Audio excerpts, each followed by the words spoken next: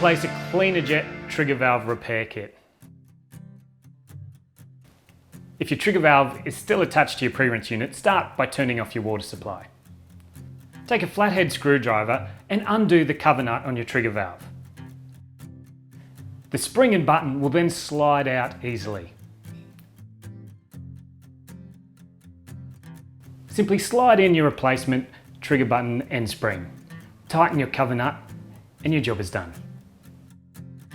We trust this installation video has answered all your questions. If you have any more questions, please contact our Wise Advice or customer care team.